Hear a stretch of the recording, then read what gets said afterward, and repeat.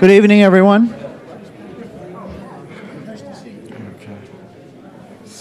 Good evening, everyone. My name is Neil Levesque. I'm the Executive Director here at the New Hampshire Institute of Politics at Saint Anselm College. I want to welcome you all to the forum here tonight.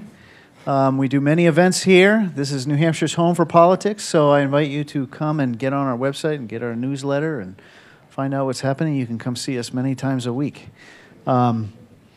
This evening, I want to just mention a few things. First of all, we would like to thank C-SPAN and WMUR TV for being here this evening. WMUR is putting it on a web broadcast, and C-SPAN is doing their magic as usual. I also want to mention tonight that our Secretary of State, Bill Gardner, is here in the audience. He's our legendary Secretary of State, and I want to welcome...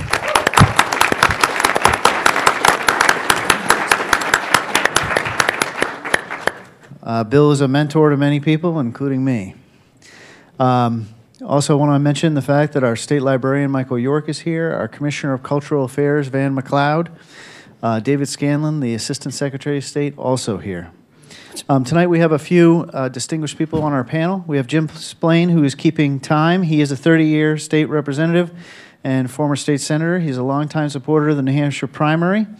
He sponsored the law in 1975 and several updates since then, which has been recognized as guaranteeing the state's leadoff primary status by mandating that the Secretary of State set its dates 7 days or more before similar elections. I think we heard a little bit about that.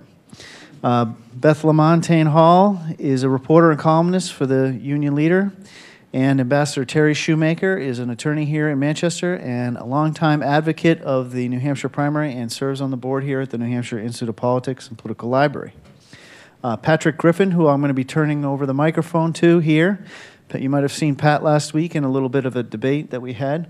Pat is an author and the senior fellow here at the Institute of Politics. Patrick. Good evening, everyone. Welcome to the place we call these days the epicenter of politics, the Institute of Politics at Saint Anselm College. Tonight we will share together in another tradition of this historic New Hampshire primary, where candidates who you might not have heard a whole lot about, but some about, get an opportunity to come together and share their views and ideas in tonight's hour-long format. Let me quickly allow you to understand how these gentlemen were all invited to participate. There are... Goodness.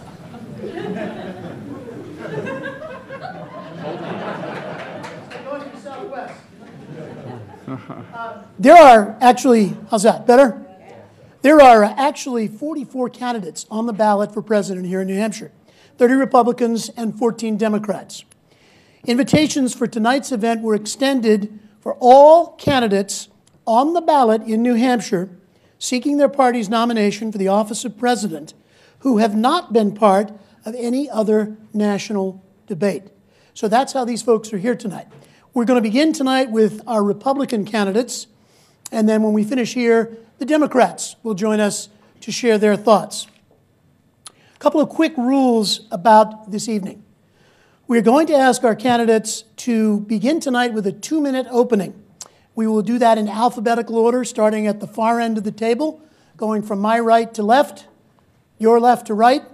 And following that, the panelists we have tonight, Ambassador Shoemaker and Beth Lamontagne from the Union Leader, will alternate asking each of them a question. I will pick the candidates sort of randomly to answer that question so we don't keep going in order. I'm going to ask that you all hold your applause. We want these folks to have as much time as they can to answer questions. And we're going to ask that you keep interruptions to a minimum so they can get through their time. I also, as moderator, reserve the right to occasionally ask a quick follow-up question of the group very collectively and very quickly. Everybody understands our rules. Let's start with our candidates tonight. Very quickly, let me introduce them to you. Let me see here. Mr. Bear Betzler from Philadelphia, Pennsylvania, on the far end of the table. Next to him, Mr. Timothy Brewer of Dayton, Ohio. Next to him, Dr. Hugh Court from Birmingham, Alabama. Next to him, Mr. Randy Crow from Kelly, North Carolina. The Carolinians are here tonight. Mr. L. John Davis, Jr. is from Grand Junction, Colorado. Christopher V. Hill is from Prospect, Kentucky. Jeff Lamman is here now, right? He is. Great. I am. Jeff Lamman is from Derry, New Hampshire. Next to him, Mr. Benjamin Lynn from Milford, New Hampshire. Mr. Michael J. Meehan from St. Louis, Missouri. And to the very far end of the table, Mr. Joe Story from Jacksonville, Florida. Let's give all of them a nice round of applause. Thank you, gentlemen. With that said, we are going to immediately go to our 2-minute openings. We're going to begin all the way on that side of the table with Mr. Betzler, and we're going to ask you, sir, to go for 2 minutes. Remember, please, when your 2 minutes are up, I'm going to give you a little longer to finish your thought, and then I'll let you know that we're at 2 minutes or at 45 seconds, which is what you will have to answer the other questions the moderators ask you. Okay? All right, gentlemen. Mr. Betzler, you're first. Thank you. Hi, I'm Bear Betzler from Philadelphia, Pennsylvania, and it's great to be back here in New Hampshire. I would like to thank the New Hampshire Institute of Politics for organizing the Lesser Known Debates Candidate Forum. I'd also like to acknowledge Bill Gardner and everyone at the New Hampshire Secretary of State's Election Division who have been so helpful. As a lesser-known candidate, people are pretty quick to ask me, why are you running? And I tell them I'm proud to live in a country where anyone can still grow up to be president, and I'm grateful that we have a state like New Hampshire where the election tradition allows all candidates, regardless of national standing or financial capability, to participate on equal footing in the primary process and share their ideas about their thoughts and ideas about the future of the United States and the world. Above all, my candidacy is a celebration of that opportunity. It might seem like a strange thing for someone who is running for President of the United States to say, but I'm actually not that into politics. I think I'm like a lot of Americans who've been turned off and disappointed by our elected officials acting more like the Hatfields and McCoys than true statesmen who put the needs of country above party politics. We're all familiar with the social issues that divide us, and we could spend the next 4 years debating them without result. Instead, we need to focus our energy on a single issue which affects us all, where it is within our power to make progress, balancing the federal budget. Our current budget deficit is a five-alarm fire that needs to be put out now. Because the budget deficit is at its heart a spending problem, 2/3 of the solution must come from spending cuts and another third from tax increases. I know raising taxes is never a popular strategy, but if we were riding in a car, racing towards a cliff, we'd both slam on the brakes and turn the steering wheel. Hard problems require hard solutions, but we'll be better off for it in the long run. The problems of this country and our current budget deficit were not created by just one party or the other. We're all in this together, and we need to start acting like it. Please vote on January 10th. Thank you, Mr. Betzler. Mr. Brewer, you're next. Thank you. Dear ladies and gentlemen, thank you for your time. With less than 367 potential Milan calendar days remaining, counting today, I support we rise and shine and save the world in time, just in case we need to. What would it hurt? Earlier this year, the media came out and said that afterlife is possible. For over 6 years, I've been focused on that. If there's a reason I'm here, that's the reason. I'm not here to insult your intelligence. I'm no better than any one of you. I just had a different experience. I'm a natural left-handed, peaceful, phlegmatic Pisces like Albert Einstein. I had an unexpected near-death experience when I was 25. I love to analyze. In 2005, I received a calling from my inner thoughts, the same inner thoughts that has the ability to take us out of pain and into perceived pleasure. I'm here to offer you the best of both worlds. This year, the experts claim afterlife is possible. What does that mean to you? You can't be destroyed. Everybody lives forever. I offer you the best way to communicate forever. Everything I offer you can be measured before I'm considered to be your next American president. I offer the best solutions for the media's worst-case scenario for the year 2012. On Christmas Day, this Sunday, I offer my first measurable solution, the Contact Orb Soul Spirit Jesus with BrainGate out of Boston, Massachusetts, if I'm allowed to. In closing, I will just offer some problems that my presidential agenda can fix if I'm allowed to do this. It fixes our economy, it creates jobs, it ends war on drugs, it ends wars, it fixes problems of abortion. You name it, it fixes about every major problem known to man. If you get a chance, please check me out on Facebook under Tim Brewer. Thank you. Thank you, Mr. Brewer. The next 2 minutes for Dr. Hugh Court. Doctor? Good evening. I'm Dr. Hugh Court, President of the American Foundation for Counterterrorism Policy and Research. I'm a counterterrorism researcher, and I'm running for president to warn America about a huge impending danger. Hear this, America, and hear it well. Iran is planning a nuclear attack on the United States in the very near future. The lead newspaper in Iran that's supervised directly by Supreme Leader Khomeini came out with an article saying that if Iran is attacked, quote, there are elements in America who will detonate nuclear bombs in American cities. The leaders of Iran have a fanatical religious belief that if they can kill millions of Americans and Israelis, who they call infidels, with nuclear weapons, this will usher in the coming of their Messiah they call the 12th Imam or Mahdi. Ahmadinejad has said this will happen in 16 months or less. There's evidence that Iran may have already smuggled nuclear bombs into America through the Iran-Venezuela-Mexico pipeline. Congresswoman Sue Myrick says that there's evidence that Hezbollah, Iran's terror network, has been helping the Mexican drug smugglers to dig their tunnels. Iran can bring anything it wants to into America through those tunnels: weapons, terrorists, bombs. I was on Fox News about this on October 6th with my good friend, General Tom McInerney, who's an honorary board member of my Counterterrorism Foundation. To learn more, Google Hugh Court, American Hiroshima, Hugh Court, American Hiroshima. Court is C-O-R-T. Google Hugh Court, American Hiroshima. Thank you.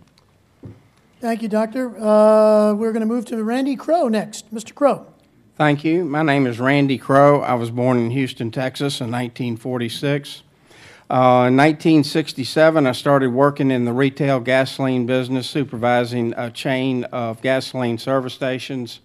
In 1975, I started working for myself, and I have been self-employed primarily in the real estate business and in business ever since. I also call myself an investor, and currently I am an investor.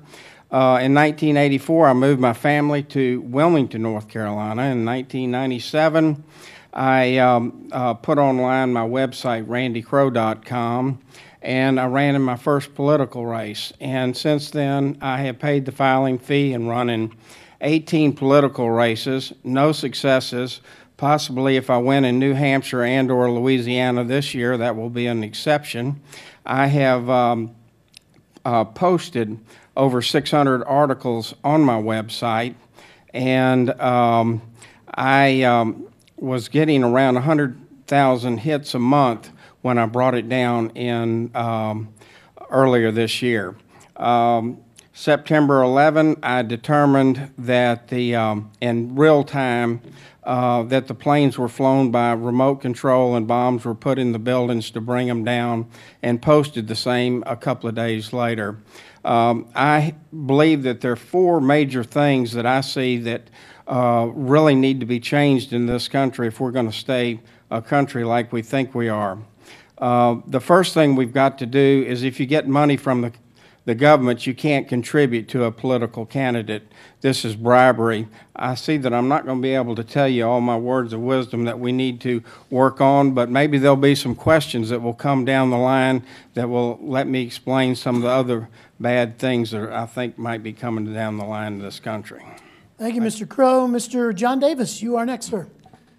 My name's John Davis. I'm from Grand Junction, Colorado. 6 kids, 4 grandkids. A couple of years ago, God spoke to my heart to run for president. Never been in politics in my life. I've been a self-employed home builder.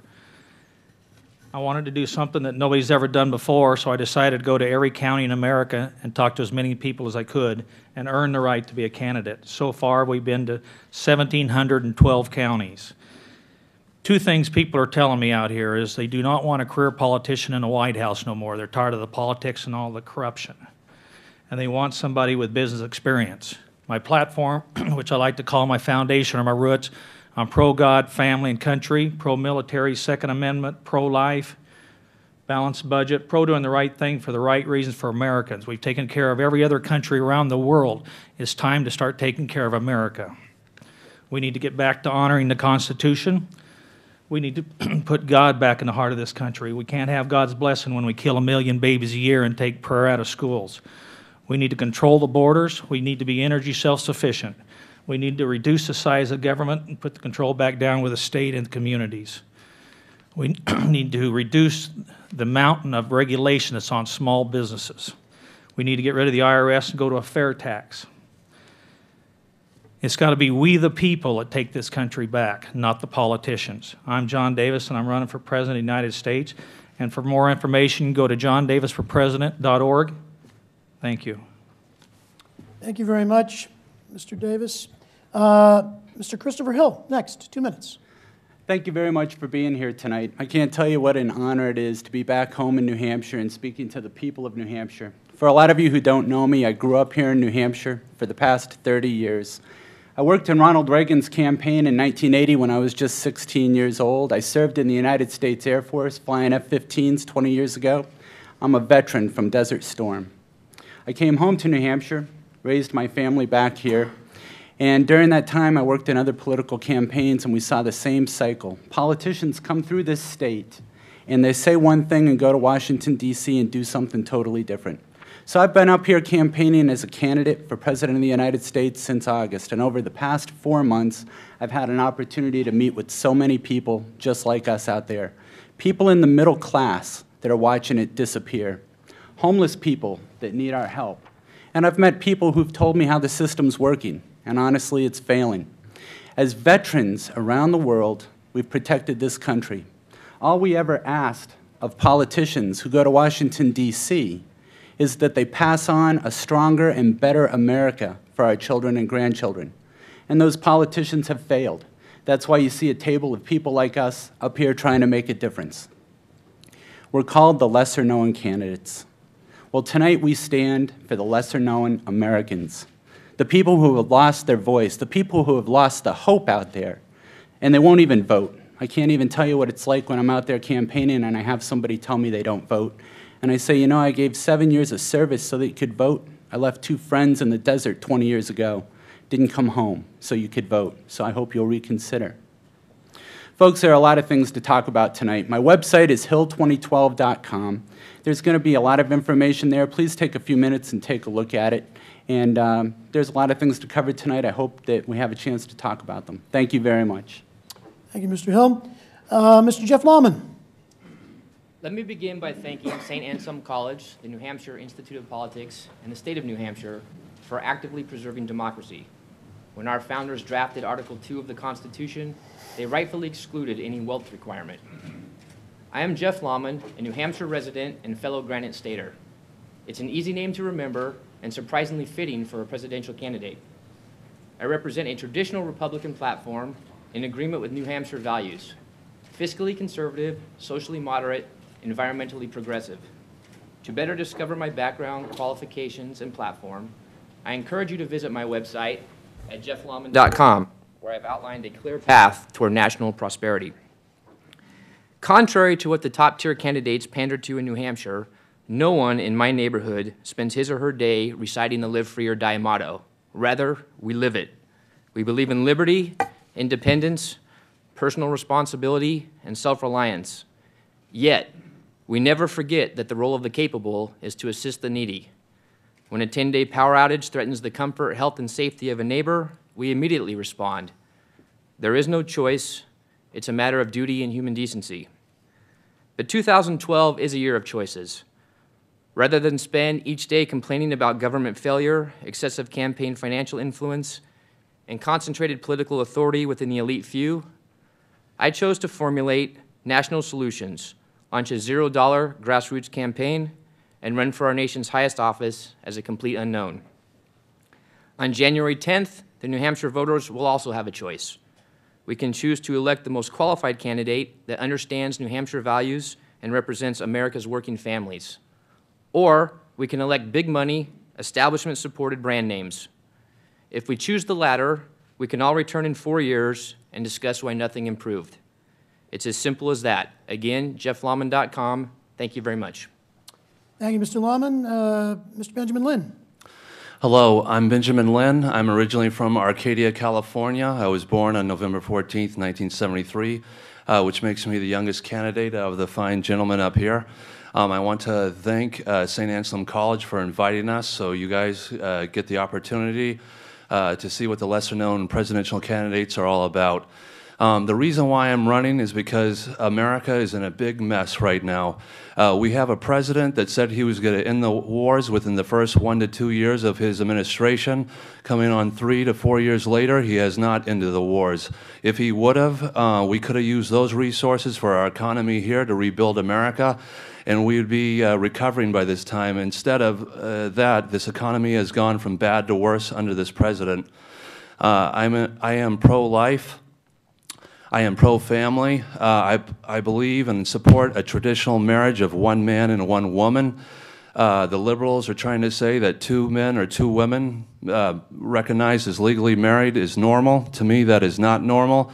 I'm raising a 9-year-old son with my wife, Adriana Lynn, our son, Andrew, and I want him to be raised in a country to have opportunities like I did. And I think it's time to pull our troops out of Iraq and Afghanistan and bring them home. Let the people in the Middle East run their countries. We wouldn't like it if Canada or Mexico came into this country telling us what to do. Our job is not to be the policemen of the world. Our job is to defend America and to make it strong again. And when you have, my fellow Americans, when you're losing jobs or you're having people who have lost jobs, lost homes, lost cars, that is not a Republican or Democrat problem. That is an American problem.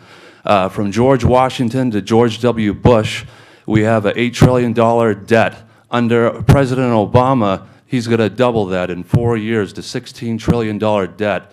America cannot afford that. No matter who you vote for in 2012, we got to get out and vote. Let's rock the vote in 2012. You don't like the way your country, your government is working for you, then we need to vote a different way compared to how we voted for change in 2008. Thank you. Thank you, Mr. Lynn. Thank you very much. Mr. Meehan, Michael Meehan, please. 2 minutes, sir. Hello, everybody. My name is Michael Meehan. I'm from St. Louis, Missouri. I am not a politician. I'm a real estate broker, and there's no work, so let's go into politics, right? What happened was I've been doing this for over a year, and I've been talking to people here and there, and I start to realize how people are really angry. But what most people don't know is people are nervous. They're really they're worried about their kids. And for some reason, I don't know why, what hit me to become president of the United States, but I decided that it was something I had to do. I made it official when I told my wife. That's another 2 minutes. And what happened was I did decide to come to New Hampshire. Where else can you talk to people one-on-one? And you really get a chance to hear what people are saying. As I go around, I have a little book here that I ask people, if you were standing in front of the President of the United States, not the current one, and not myself, someone that got elected that everybody liked, and you had one question or one comment, what would it be? A lot of people complain about different things. One is, why are we spending money over there when we should be spending it here? Why are people driving around in Cadillacs on welfare and I'm working for $8 an hour? That's one of the biggest ones. They want us to bring our boys home. It's amazing what people say, and they don't answer me stupid. They think about it before they say it. I get a kick out of it, how the people, they really do care. They want something better. But you know what? What I tell everybody is, I'm going to New Hampshire. I've been here since the 9th of November, and I've been from Keene all the way up to Pittsburgh. I had to get up there before the real winter hit and work my way back down. What if someone like me could finish in the top 5? Most of the people that are running aren't even here. Where are they? These gentlemen here at least take the time to come out and see us. I'm following Chris Hill. He's a hard act to follow. I keep ending up right behind him. You got to wrap it up here. Okay. So, I don't know. What if? what if we just took a chance? Instead of the regular people that are up there, what if one of us could finish in the top 5? Do you realize New Hampshire would no longer be the barometer for how the country, who might be the next president, but they'd be the barometer for how the country actually feels. Thank you, Mr. Mann. Thank you very much. Joe Story, our last opening remarks. 2 minutes, sir. Abraham Lincoln quoted the Bible to remind us that a house divided against itself cannot stand. Yet, as a nation, division is growing when our values are becoming diluted and unclear. Our American culture, once defined with godly principles, is disappearing, and we are at war with an enemy that has invaded our homeland. I'm Joe Story, and I'm running for President of the United States. The Ten Commandments served as the basis of our common law when America was born as a nation. Christian principles defined our existence. The Supreme Court affirmed that we are a Christian nation with liberty of conscience to all men. Yet today, America's in trouble. We failed to hold our elected officials accountable, and we've become spoiled by the benefits that a government with unlimited spending provides to us. It's frightening, though, that 10 million children that we should be raising with American values have been replaced with 10 million illegal aliens with unknown values and unknown intent. These isolated cultures serve to divide us and weaken our society. People who choose to live in America must be integrated into our culture. We should respect the differences while assuring that we are of one mind and one purpose on behalf of America's future. Spies and terrorists have invaded our country, and we must identify and isolate these enemies within our borders before they strike again. Unite with me to restore America, to restore trust in God, individual liberty, and equality before the law. Together we can face the world